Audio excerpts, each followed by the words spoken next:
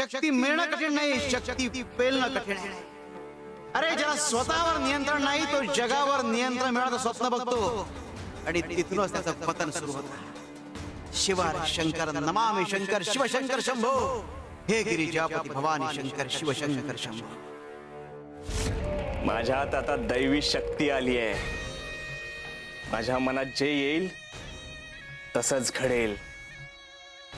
माझ्या हातात जगातला सगळ्यात मौल्यवान हिरा येऊ दे.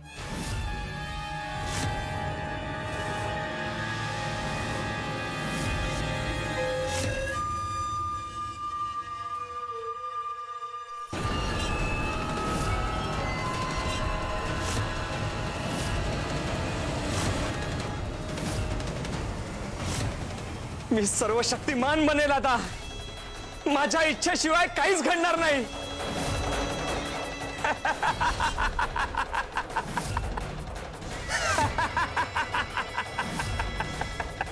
अहो, आपलं नशीब उजळलं. भाऊसाहेब, अलकनंदा आणि ते स्वामी सगळे आपल्याला चुकीचं ठरवत होते, पापी म्हणत होते. तसं असतं तर हे सगळे चमत्कार आपल्या बाबतीत घडले असते का? त्यांचं सोड. ते आपल्याला शिव्या शाप देत असतील, म्हणत असतील यांचं वाईट होऊ दे, आपण आयुष्यभरासाठी निर्धन होऊ दे, गरीब होऊ दे, भिकारी होऊ देत. अगं सोड त्यांचा विचार. बघ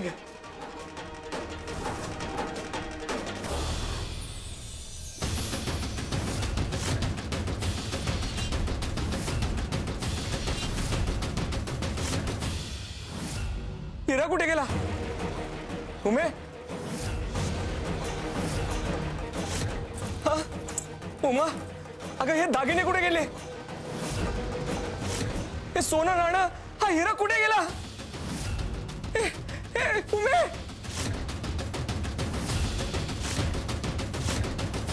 अरे ही तर सुरुवात आहे तुमच्या कर्मांच्या परतफेडीची आणि भाऊसाहेब आणि अलकनंदाला न्याय मिळण्याची. कर्माचं चक्र हळू फिरतं पण थांबत नाही. जे पेराल ते सुगवणार. शिवार शंकर नमामि शंकर शिवशंकर शंभो, हे गिरिजापती भवानी शंकर शिवशंकर शंभो. स्वामी, स्वामी नमस्कार. स्वामी कृपा करा माझ्यावर. काय रे, काय झालं? फार हलाखीत जगतोय मी.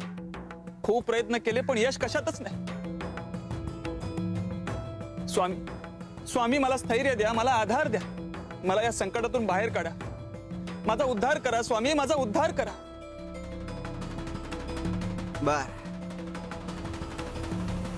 तो मडकी बनवणारा माणूस दिसतोय का?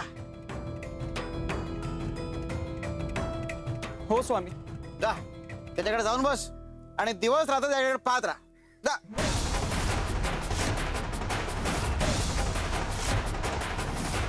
स्वामी, स्वामी नुसतं याच्याकडे बघून माझा उत्कर्ष कसा होईल? मी भांडी बनवणार नाहीये आणि मला ते शिकायचंही नाहीये. सांगतोय तेवढं कर. जो प्रश्न विचारतो त्याला मार्ग दिसत नाही आणि जो मार्गावर चालतो त्याचा उत्कर्ष होतो. जा.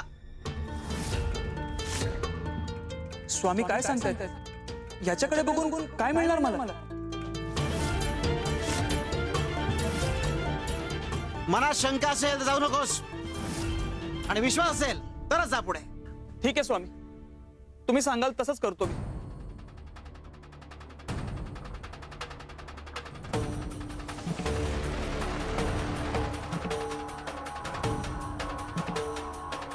स्वामी, अहो त्याला असा विचित्र उपाय का सांगितलात तुम्ही? नाही म्हणजे दिवस रात्र असं त्याच्याकडे बघून त्याला काय मिळणार? एक काम कर, यातलं एक केळ खा. हो स्वामी. साली सकट खायचंय बरं का? साली सकट? कसं शक्य आहे स्वामी? साल तर काढावीच लागणार ना? आम्हाला हेच करावं लागतं कपिले. जर भक्तांचा उद्धार करायचा असेल तर त्यांच्या मनावरचं चुकीच्या गोष्टींचं आवरण आम्हाला काढावं लागतं. जेव्हा भोगांचं जाड आवरण निघतं तेव्हा आतून गोड घर चाखायला मिळतं. भाऊसाहेब आणि अलकनंदा यांच्या बाबतीतही हीच प्रक्रिया सुरू आहे. आवरण निघतंय म्हणून आतली गोडी उलगडणार आहे. शिव शंकर शंभो. हा स्वामी.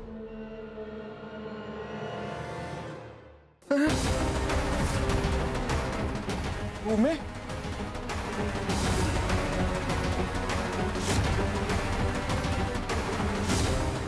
हे काय आहे उमे? अरे कुठे गेलाय सगळं?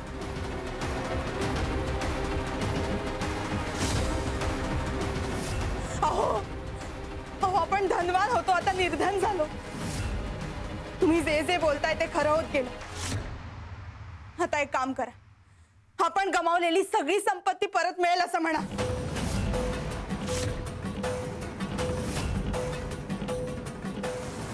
आमचं सगळं धन, सगळं वैभव आम्हाला परत मिळू दे.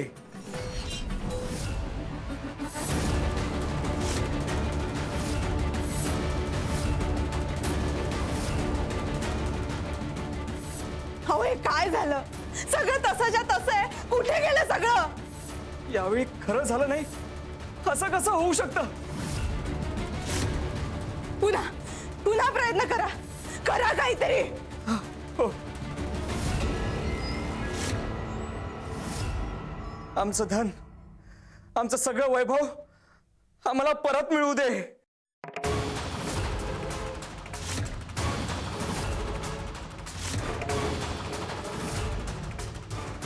आश्चर्य आहे, हे कसं काय शक्य आहे? तुला आधी एकदा सावध केलं, तू ऐकलं नाहीस. पुन्हा एकदा सावध करतोय, बोध घे.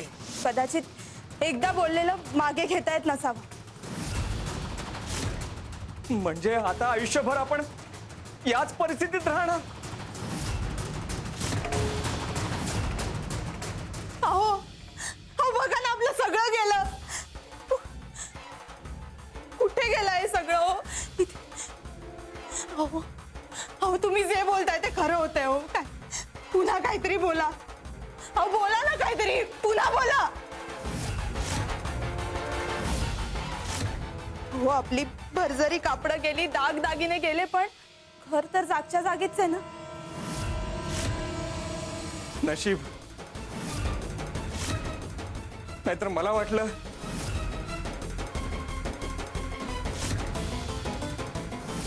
अरे अहंकाराला वाटतं की तो निर्माण करत असतो, पण सत्य हे की तो स्वतःच विनाशाचं कारण ठरत असतो. शिवार शंकर नमामि शंकर शिव शंकर शंभो. हे गिरिजापती भवानी शंकर शिव शंकर शंभो.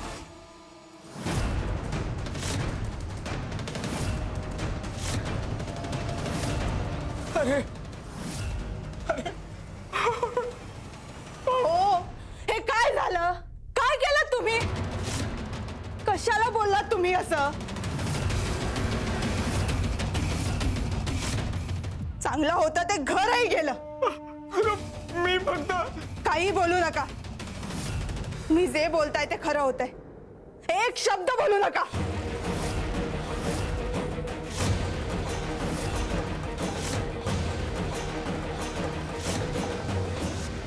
आजपासून तू जे जे बोलशील ते खरं होईल. हे सगळं स्वामींनी दिलेल्या आशीर्वादामुळे आपण स्वतःवर ओढावून घेतलंय. भाऊसाहेब आणि अलकनंदाला फक्त स्वामींनी दिलेल्या अक्षता हव्या होत्या. आपण ते परत नेऊन देऊया का? कदाचित कदाचित स्वामी आपलं सगळं परत देतील.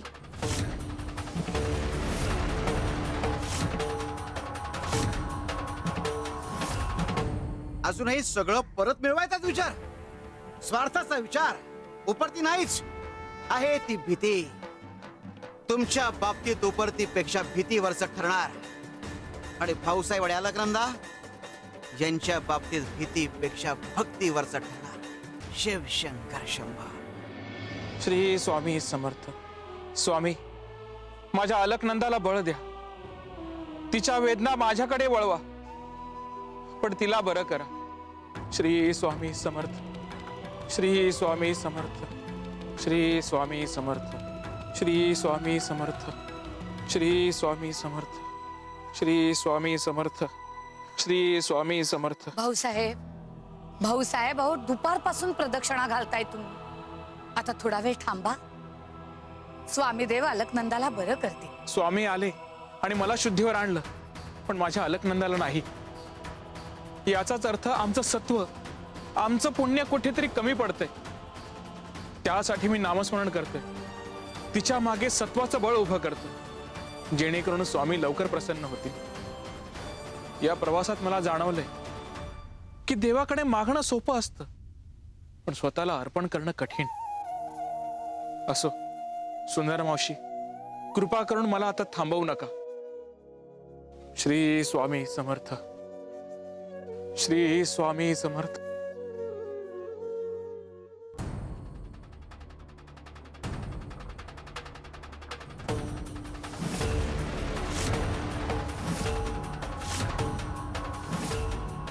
अंगद, उमा, तुम्ही इतक्या रात्री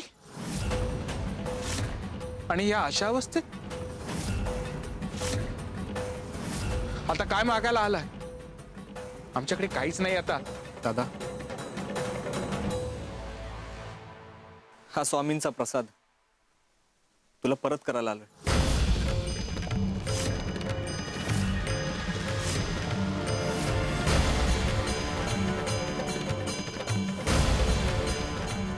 अंगद, तुम्हाला आमची दया आली? आम्हाला आता काहीही नको, सगळं तुम्ही ठेवा. आमच्यासाठी या अक्षताच पुरेशा आहेत.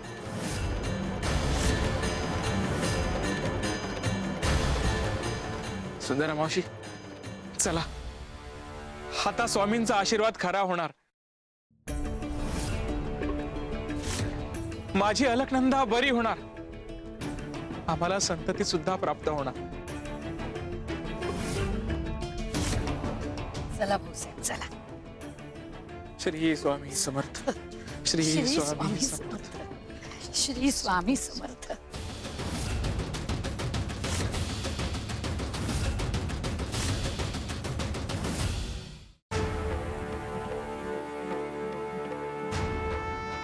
भाऊसाहेबाची एक परीक्षा संपली, आता दुसरी सुरू होणार. म्हणजे अजून कसोटी संपली नाही?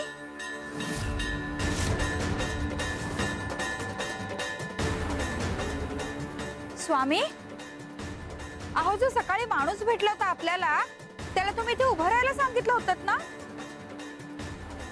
तो माणूस कुठे दिसतच नाहीये.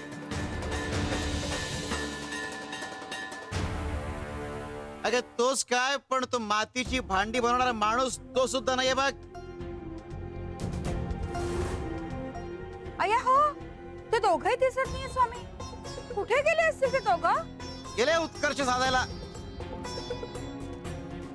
म्हणजे अहो तुम्ही तर त्याला इथे उभं राहायला सांगितलं होतं ना, मग तरीही तो गेला कसा स्वामी? कपिले जो निरीक्षण करतो तो शिकतो, आणि जो शिकतो तो पुढे जातो. काहींना मार्ग दाखवावा लागतो, तर काहींना फक्त थांबायला सांगितलं तरी थावच सुटतात. उत्कर्ष म्हणजे उंच जाणं नव्हे, स्वतःला घडवणं म्हणजे उत्कर्ष. तो गावकरी तिथे उभा राहिला, त्याने निरीक्षण केलं आणि त्याला कळलं जर स्थैर्य मिळवायचं असेल तर मातीला हात लावावाच लागेल. कपिले ज्याला उत्कर्ष हवा असतो तो गुरुची वाट पाहत बसत नाही, तर गुरुने दाखवल्या मार्गावर चालत सुटतो. पाहायचं ते कुठे गेले? हो. चल आमच्या बरोबर.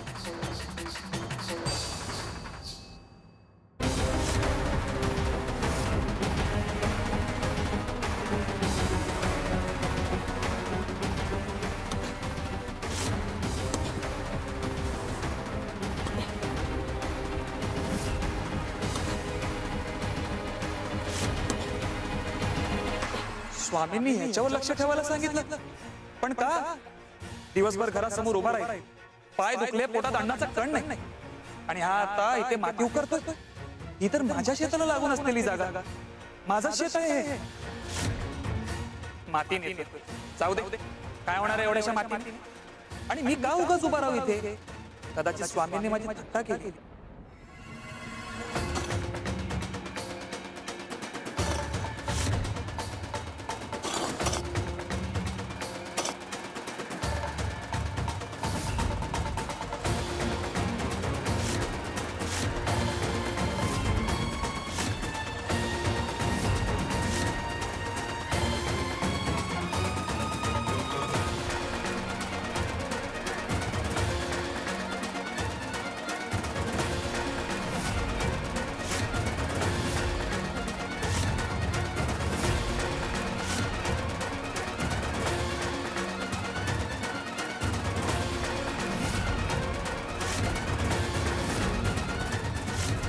हे धन तुझं आहे? इथे लपून ठेवलं होतंस? नाही हो, आता सापडलं. पण हे माझं शेत आहे. हे स्वामींच्या कृपेने सापडलं. मला सापडलं म्हणजे माझ्या नशिबात धनलाभ. आणि तुमचं शेत म्हणजे तुमचाही अधिकार आहेच याच्यावर. हे घ्या, हे तुम्ही ठेवा.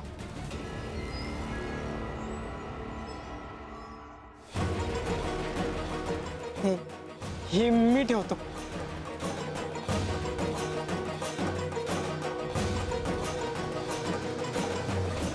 काय रे, झाला का उत्कर्ष?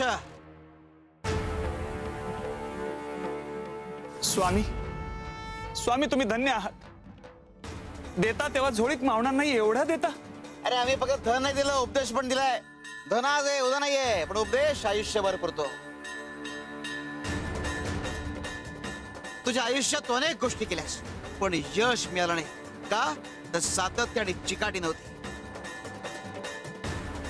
धडसड वृत्ती, त्याने काय झालं? फक्त नुकसान. पण आज तू पहिल्यांदा सातत्य आणि चिकाटी दाखवलेस, त्याचं हे फळ मिळालं. हे धन तुझ्या शेतात होतं. जर तू दिवस रात्र राबला असतास तर हे धन फक्त तू झाला असता. पण मार्ग दाखवण्यात याचा हातभार होता, म्हणून यालाही त्याचं फळ मिळालं. आम्ही प्रत्येकाला ज्याच्या त्या वाटेचं फळ देत असतो.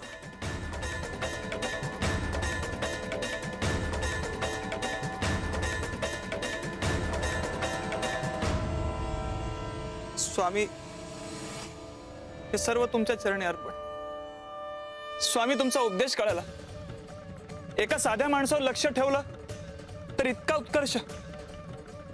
मग जर भगवंतावर लक्ष ठेवलं, चित्त भगवंताच्या चरणी लावलं, तर उद्धार का नाही होणार? मोक्ष का नाही मिळणार? अरे आयुष्यात चिकाटी आणि भक्ती समर्पण असेल तर कुठलाही चमत्कार होऊ शकतो. फक्त भीती आणणे आली पाहिजे कपिले. हीच गोष्ट अलकनंदा आणि भाऊसाहेबाला समजवायची. शिव शंकर शंभो. अलकनंदा, उठ ना. हे बघ, आपल्या स्वामींचा प्रसाद आपल्याला परत मिळालाय. अलकनंदा, अलकनंदा, अगं उठ ना. अलकनंदा. सुंदरा मावशी, काय करायचं आता? थांबा, आलेच.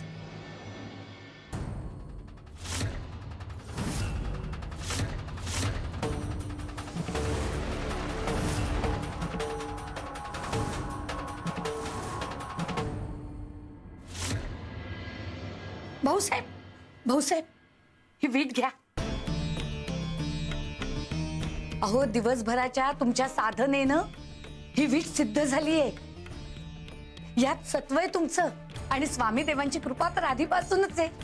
म्हणजे तुमची श्रद्धा आणि स्वामी देवांची कृपा आता एकत्र झालीये. या विटेच्या प्रभावानं अशक्यही शक्य होऊ शकतं. आता ही वीट अलकनंदाच्या कपाळाला लावा आणि स्वामी देवांना प्रार्थना करा. श्री स्वामी समर्थ.